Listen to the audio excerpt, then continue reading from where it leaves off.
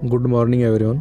यदि channel subscribe नहीं किया तो प्लीज़ चैनल सब्सक्राइब कर लेना। यदि आपको इन करंट अफेयर्स की पीडीएफ चाहिए तो आप हमें टेलीग्राम चैनल पर सब्सक्राइब करें। बेसिक्स ऑफ एग्जाम्स के नाम से हमें सर्च कर लें। ओके, जो भी आपको डिस्क्रिप्शन में लिंक मिलेगी वहाँ आप हमें फॉलो कर सकते हैं, हमारे सोशल मीडिया अकाउंट्स को। ठीक है, तो बात कर लेते हैं 14 अक्टूबर 2021 करंट अफेयर्स के बारे में। ठीक है, किन दो शहरों के बीच पहली बार इलेक्ट्रिक इंटरसिटी बस सेवा शुरू की गई है? तो पहली बार इलेक्ट्रिक इंटरसिटी बस सेवा शुरू की गई है किन दो शहरों के बीच? तो इसका आंसर गाइज आपको हमने रेड कर रखा है, मुंबई पुणे के बीच शुरू की गई है। ओके, उसके बाद हम इसके डिटेल्स के बारे में बात कर लेते हैं। इंपॉर्टेंट पॉइंट्स हैं जो इससे रिलेटेड। देश में electric bus operator mega engineering and infrastructure limited MEIL group की कंपनी ईवे ट्रांस ने बुधवार 13 अक्टूबर को पुणे से मुंबई के बीच इंटरसिटी इलेक्ट्रिक बस सेवा की शुरुआत की है। ओके, बस सिर्फ इसका नाम पूरी बस दिया गया है। कंपनी का दावा है कि यह इंटरसिटी सर्विस देश में पहली बार शुरू की गई है। विजयादशमी के दिन यानी 15 अक्टूबर से इस बस का रेगुलर संचालन किया जाएगा। यह बस एक बार चार्ज होने के बाद लगभग 350 किलोमीटर तक का सफ़र तय करेगी। बस में 45 सवारी आरामदायक रूप से, ठीक है, आराम से सवारी कर सकती हैं। ओके, तो अगले क्वेश्चन के बारे में बात कर लेते हैं। अंतरिक्ष एजेंसी नासा एस्टेरॉइड्स की स्टडी के लिए अगले हफ्ते एक बड़ा मिशन लॉन्च करने वाली है। इस मिशन का नाम है, तो इस मिशन का गाइज आपको नाम दे रखा है, हमने रेड कर रखा है, mission Lucy steroid spacecraft. Okay, आगे हम इसकी डिटेल्स के बारे में बात कर लेते हैं। ठीक है, इस मिशन का नाम है लूसी स्टेरॉइड स्पेसक्राफ्ट। लूसी अंतरिक्ष में जाकर प्राचीन स्टेरॉइड्स का अध्ययन करेगा और सौर मंडल की उत्पत्ति के रहस्यों का पर्दाफाश करेगा। इस मिशन की लागत 737 करोड़ रुपए। ओके, लूसी स्पेसक्राफ्ट को अंतरिक्ष में भेजने का लॉन्च विंडो 16 अक्टूबर से शुरू हो रहा है, यानी 2 दिन बाद इस स्पेसक्राफ्ट को किसी भी समय नासा लॉन्च कर सकता है। यह मिशन 12 साल के लिए। लूसी को सौर मंडल के से बाहर जाने में 12 साल का समय लगेगा। इस दौरान यह आधा दर्जन से ज़्यादा ट्रोजन एस्टेरॉइड्स के अगल बगल से निकलेगा। ठीक है, यह एस्टेरॉइड बृहस्पति ग्रह के चारों तरफ चक्कर लगा रहे हैं। ओके, आगे हम बात कर लेते हैं। IPL 2021 में चेन्नई के बाद फाइनल में पहुंचने वाली दूसरी टीम है। तो गाइज ये टीम है कोलकाता नाइट राइडर्स, जिसने कि दिल्ली कैपिटल्स को हराया था क्वालीफायर 2 में। ओके, कोलकाता नाइट राइडर्स के क्वालीफायर 2 में दिल्ली कैपिटल्स को 3 विकेट से मात देकर IPL 2021 के फाइनल में जगह बना ली। अब IPL का खिताब जीतने के लिए 15 अक्टूबर को चेन्नई सुपर किंग्स और कोलकाता नाइट राइडर्स के बीच भिड़ंत होगी। क्वालीफायर 2 में आखिरी ओवर तक ड्रामा चलता रहा। कभी मैच कोलकाता के पाले में जाता दिखा तो कभी दिल्ली की गोद में, लेकिन अंत में KKR ने ही बाजी मार ली। यह तीसरी बार हुआ है जब कोलकाता की टीम फाइनल में पहुंची। इससे पहले कोलकाता 2 बार फाइनल में पहुंची थी और दोनों ही बार खिताब जीता था। कब जीता था ये भी आप याद रखें, 2012 और 2014। ठीक है, इनसे रिलेटेड जो भी इंपॉर्टेंट क्वेश्चन आएंगे हम आपको बताते रहेंगे, तो चैनल सब्सक्राइब कर लेना। ठीक है, उसके बाद बात करते हैं अगले क्वेश्चन के बारे में। गति शक्ति योजना को किसके द्वारा लॉन्च किया गया है? गति शक्ति योजना को लॉन्च किया गया है प्रधानमंत्री नरेंद्र मोदी द्वारा 13 अक्टूबर को। ठीक है, इसके बारे में हम डिटेल से पढ़ लेते हैं। प्रधानमंत्री नरेंद्र मोदी ने 15 अगस्त 2021 को दिल्ली के लाल किले से देश में रोजगार पैदा करने के मकसद से करोड़ों रुपए की मेगा योजना गति शक्ति योजना का ऐलान किया था। ठीक है, उन्होंने आज इसका शुभारंभ कर दिया है। देश के इंफ्रास्ट्रक्चर विकास के लिए 100 करोड़ रुपए की गति शक्ति योजना से देश में लाखों युवाओं को रोजगार के मौके उपलब्ध कराने में मदद मिलेगी। ठीक है, अब हम बात कर लेते हैं इसकी डिटेल्स। PM गति शक्ति योजना आखिर है क्या? गति शक्ति योजना रेल और सड़क सहित 16 मंत्रालयों को जोड़ने वाला एक डिजिटल मंच है। जैसे कि लगभग तीनों सेनाओं के लिए CDS बनाया, उसी तरह के लिए PM गति शक्ति योजना है। गतिशक्ति योजना का मकसद बुनियादी ढांचा संपर्क परियोजनाओं की एकीकृत योजना बनाना और समन्वित कार्यान्वयन को बढ़ावा देना है। 16 मंत्रालयों और विभागों ने उन सभी परियोजनाओं को GIS मोड में डाल दिया है जिन्हें 2024-25 तक पूरा किया जाना है। गतिशक्ति योजना का मकसद क्या है? PM गतिशक्ति योजना उद्योगों की कार्य क्षमता बढ़ाने में मदद करेगा। ठीक है, स्थानीय निर्माताओं को बढ़ावा मिलेगा, उद्योग की प्रतिस्पर्धात्मक को बढ़ाएगा यानी कि कंपटीशन बढ़ाएगा और भविष्य के आर्थिक क्षेत्रों के निर्माण के लिए नई संभावनाओं को विकसित करने में भी मदद करेगा। अधिकारी ने कहा यह असंबद्ध योजनाओं की समस्या को दूर करेगा, मानकीकरण की मंजूरी के मुद्दों और समय पर निर्माण और क्षमताओं का अधिकतम उपयोग जैसे मुद्दों को हल करेगा। ओके, गतिशक्ति योजना काम कैसे करेगी? देश में इंफ्रास्ट्रक्चर डेवलपमेंट की सभी योजनाओं को एक नेशनल मास्टर प्लान के अंदर रखा जाएगा।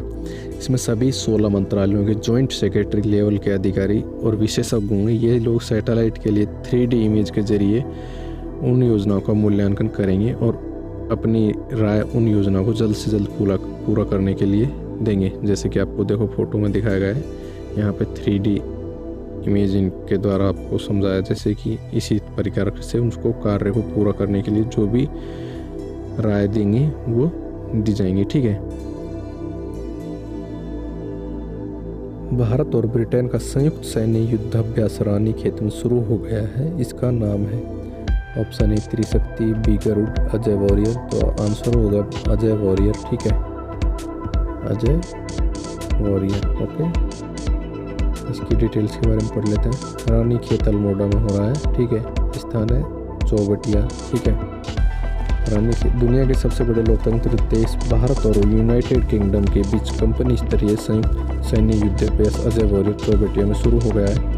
इस छठे संस्करण में दोनों देश के जाबाजों ने विषम भौगोलिक हालात में सैन्य ऑपरेशन, अत्याधुनिक हथियारों का संचालन, युद्ध की युक्ति व तकनीक का साझा प्रदर्शन किया। वहीं अब तक ऑपरेशन के अनुभव और रणकौशल की शैली का आदान प्रदान भी किया। संयुक्त युद्धाभ्यास को सामरिक रिश्तों की मजबूती व आतंकवाद की वैश्विक चुनौती से निपटने की दिशा में खासा अहम माना जा रहा है।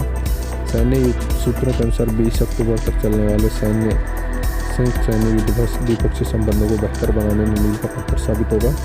वहीं भारत व यूनाइटेड किंगडम के बीच सामरिक रिश्ते और मजबूत करने की दिशा में बड़ा कदम होगा। अगले क्वेश्चन के बारे में बात कर लेते हैं। अंतरिक्ष की यात्रा करने वाले सबसे उम्रदराज व्यक्ति हैं। ए आंड्रे पावर्स, बी क्रिस वासुहुइजेन, सी ग्लेन डीवरिस, डी विलियम सैंटनर। तो ये इसका आंसर विलियम सैंटनर आपको रेड करके दिखा रखा है। ओके,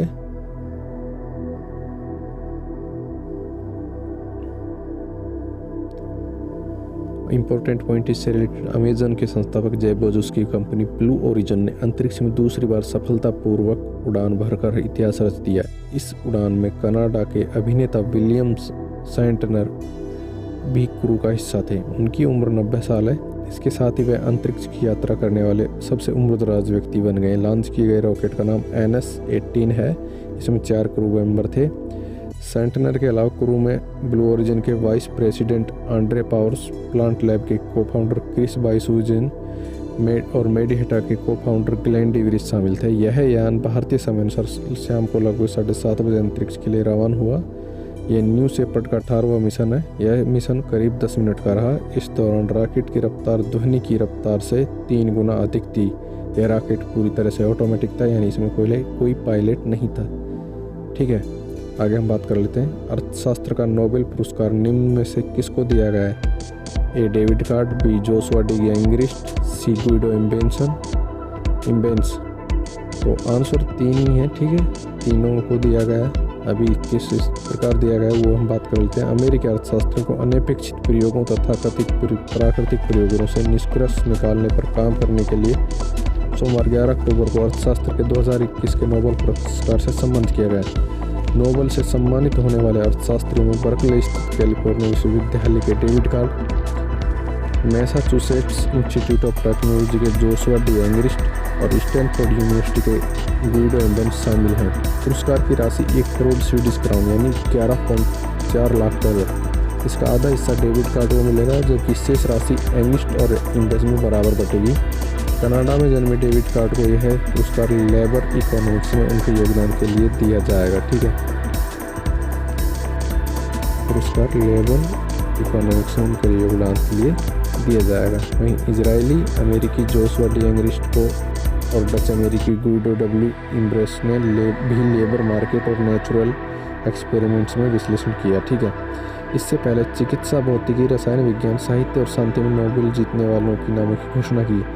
अमेरिकी वैज्ञानियों डेविड जुलिस और एडम पटापेलियन को इस बार चिकित्सा क्षेत्र में नोबेल के लिए चुना गया है। भौतिक का नोबेल जापान के स्यूको मनाबे, जर्मनी के क्लास हेसलमैन और इटली के जियोर्जियो पेरिसी को मिलेगा। रसायन का नोबेल पुरस्कार जर्मनी के बेंजामिन, स्कॉटलैंड के डेविड डब्ल्यू.सी. मैकलिन को मिलेगा। ब्रिटेन में रह रहे तंजानिया के लेखक अब्दुल रज्जाक गुरनाहा को इस साल का साहित्यिक का नोबेल पुरस्कार दिया जाएगा। पिछले हफ्ते 2021 का नोबेल शांति पुरस्कार फिलीपींस की पत्रकार मारिया रेसा को और रूस के दिमित्री मुरातोव को उन देशों में अभिव्यक्ति की स्वतंत्रता के लिए उनकी लड़ाई के लिए दिया गया था जहां पत्रकारों को लगातार हमलों, उत्पीड़न और यहां तक कि हत्या का सामना करना पड़ा। आगे हम बात कर लेते हैं। 11 अक्टूबर 2021 को किस राज्य केंद्र शासित प्रदेश ने देश के मेंटर कार्यक्रम शुरू किया है? ए राजस्थान, बी पुडुचेरी। तो केंद्र शासित प्रदेश भाई नई दिल्ली है, तो नई दिल्ली का आंसर। ठीक है, यहाँ पे ज़्यादा दिमाग लगाने की जरूरत नहीं है। 11 अक्टूबर 2021 को दिल्ली के मुख्यमंत्री अरविंद केजरीवाल ने देश के मेंटर कार्यक्रम शुरू किया, जिसके तहत दिल्ली के सरकारी स्कूलों के छात्रों को अपनी संबंधित क्षेत्रों में सफल नागरिकों द्वारा करियर के विकल्पों पर मार्गदर्शन प्रदान किया जाएगा। यानी कि जो व्यक्ति अपने करियर के उच्चतम पद पर हैं या फिर सफल व्यक्ति हैं, उनके द्वारा मार्गदर्शन दिया जाएगा। देश के मेंटर कार्यक्रम में 1 से 10 सरकारी स्कूल के छात्रों को गोद लेने की आवश्यकता होती है, जिन्हें अपने संबंधित क्षेत्रों में सफल नागरिकों द्वारा सलाह दी जा सकती है। ठीक है, दिल्ली सरकार ने अगस्त में घोषणा की थी बॉलीवुड अभिनेता सोनू सूद मेंटर्स प्रोग्राम के ब्रांड एम्बेसडर होंगे। ठीक है, छात्रों को फोन पर मार्गदर्शन करने के लिए मेंटर्स हर हफ्ते 10 मिनट का समय निकालेंगे।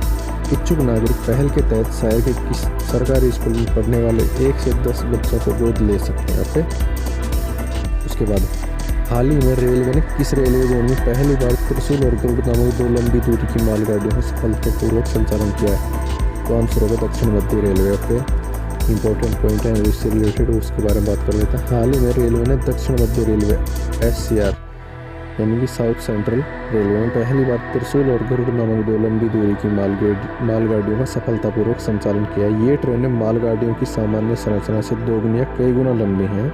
वे महत्वपूर्ण वर्गों में क्षमता की कमी के समस्या के लिए एक प्रभावी समाधान प्रदान करती हैं। ओके, दोनों ट्रेनों में कोयला को लोड करने के लिए खाली खुले वैगन शामिल हैं, जो मुख्य रूप से थर्मल पावर स्टेशनों के लिए यानी कि बिजली संकट की वजह से ये इनका संचालन किया गया। SCR 5 प्रमुख माल ढुलाई वाले रेलवे में से एक है।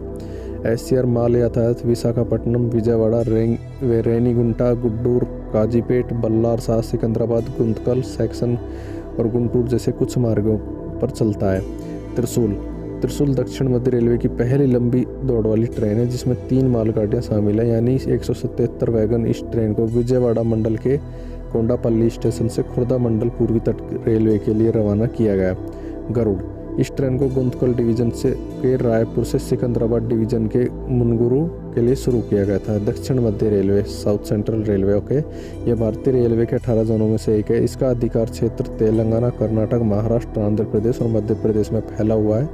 इस क्षेत्र में इसके प्रशासन के तहत 3 डिवीजन है, अर्थात सिकंदराबाद, हैदराबाद और नांदेड़। इस वर्ष 2019 में इसे पुनर्गठित किया गया। विजयवाड़ा, गुंतकल और गुंटूर रेलवे स्टेशन के डिवीजनों को दक्षिण तट रेलवे के क्षेत्र बनाने के लिए अलग किया गया था। इसका मुख्यालय सिकंदराबाद रेलवे स्टेशन में है। चर्चा में रहा पामेला क्या है? बिजली उत्पादन के लिए यंत्र, बी कोरोना का नया वेरिएंट, सी पौधे की प्रजाति, उष्णकटिबंधीय चक्रवात। तो ये उष्णकटिबंधीय चक्रवात है। ठीक है, हाल ही में पामेला नाम का उष्णकटिबंधीय चक्रवात चर्चा में रहा। मैक्सिको के प्रशांत तट के पास इस चक्रवात का असर देखा जा रहा है। पूर्वी प्रशांत हरिकेन के पूरे सीजन में पामेला ऐसा 16वां चक्रवात है। पामेला का केंद्र मजाल्टन से दक्षिणी क्षेत्र में 505 मील दूर बताया गया है।